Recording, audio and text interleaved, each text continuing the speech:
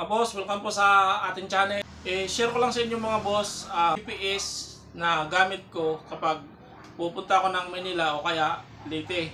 Offline GPS. Share ko sa inyo mga boss kung paano na rin mag-download ng ganitong GPS na gamit sa biyahe. Kahit walang load mga boss, nagagamit ito.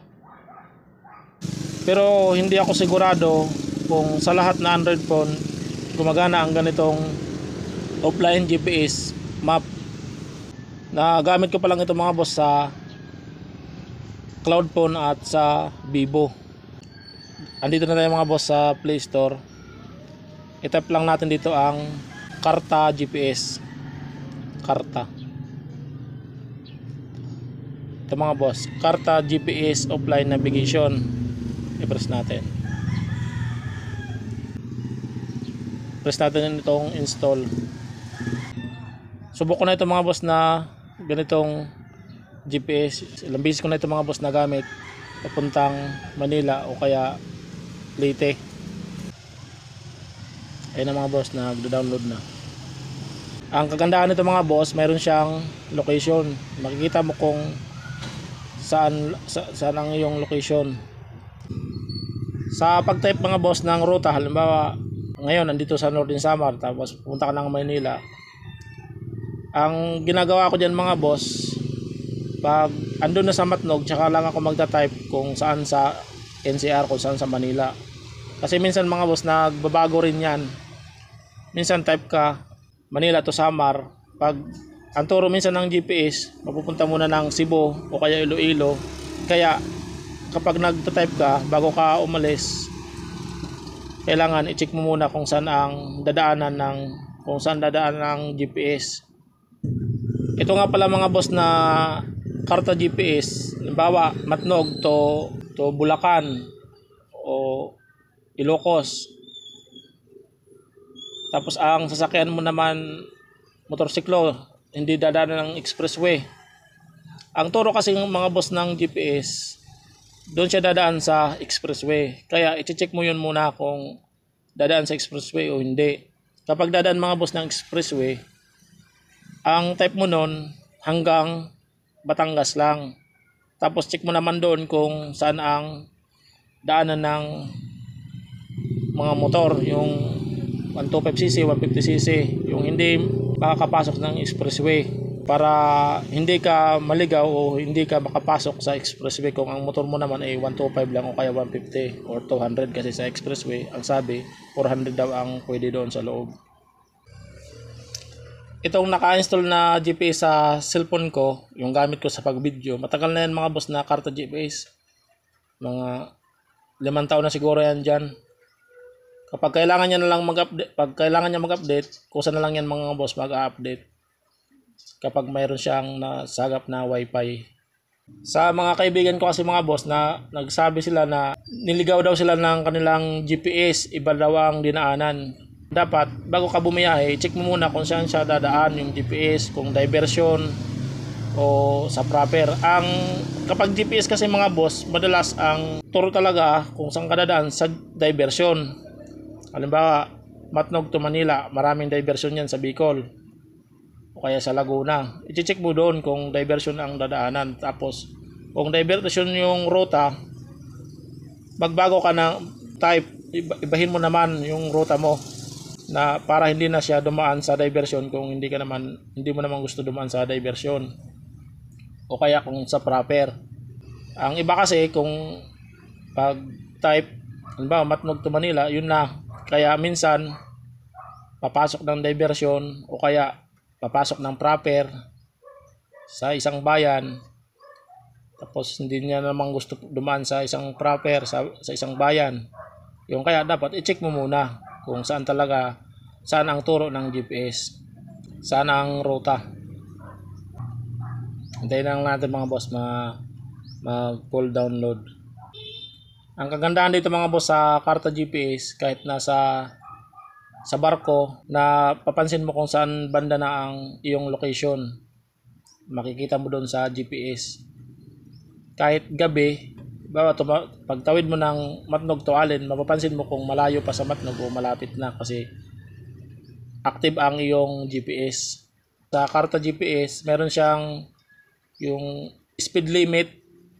Halimbawa, orbada, tapos matulin yung takbo mo, meron siyang alarm magpapaalala na hindi tugma ang takbo mo sa isang kalsada. Sa GPS kasi mga boss, tinuturo niya kung saan ang mas mabilis na daanan. Kaya lang, ang problema kung motor ang gamit mo, hindi ka naman makapasok ng expressway, kailangan talaga i-check mo muna ang yung ruta, ang dadaanan.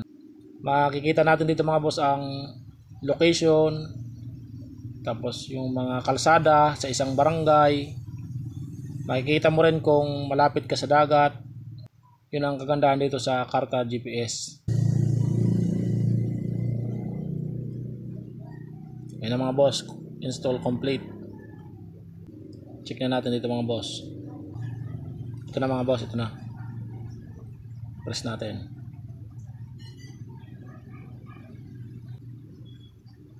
Ito, nakalagay Philippines. I-download natin Philippines. Ayan. So ipaganyan natin mga boss. Ayan. Install nyo ulit. Ayan. Ayun na mga boss, nag-download na. Ito nga pala mga boss na karta GPS, kapag nasa loob ka ng isang mall o kaya na dumaan ka sa tunnel, nagbabago ito. Para siyang nag-error.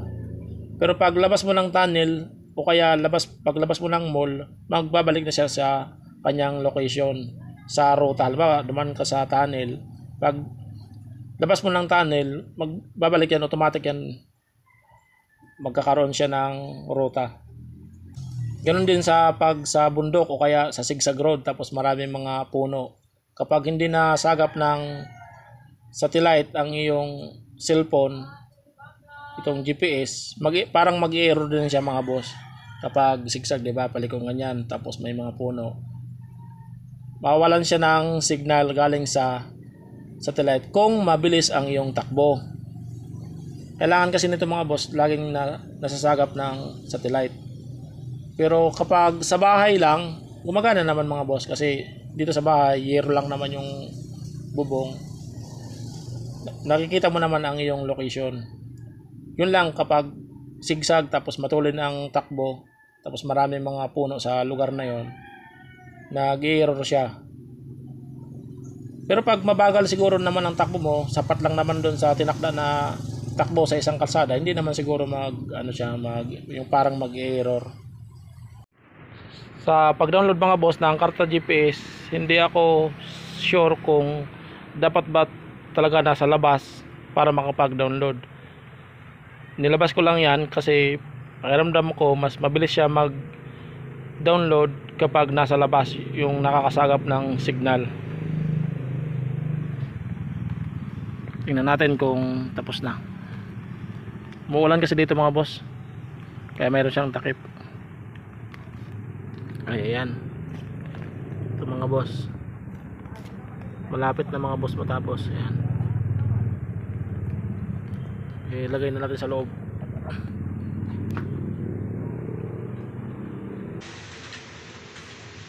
Ito na mga boss, complete na.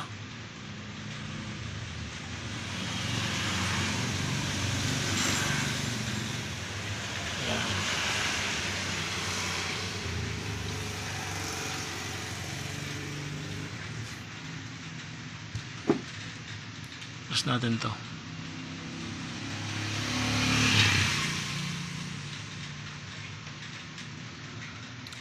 Ayan na mga boss, tapos na.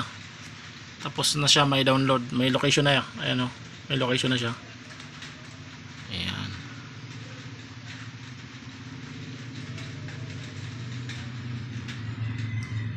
Try na natin mga boss gamitin itong GPS. Lagay natin dito Leyte. Ayan, meron Leyte. Check natin yan.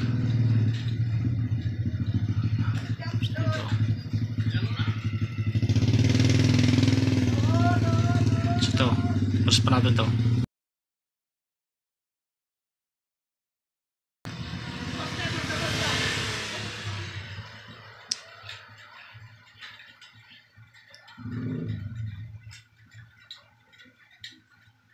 Ano mga boss? Gumagana na.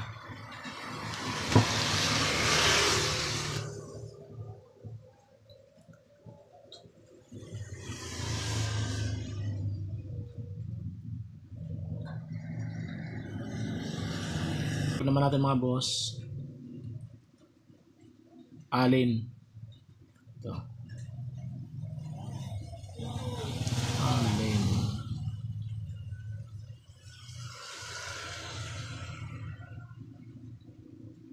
Yan.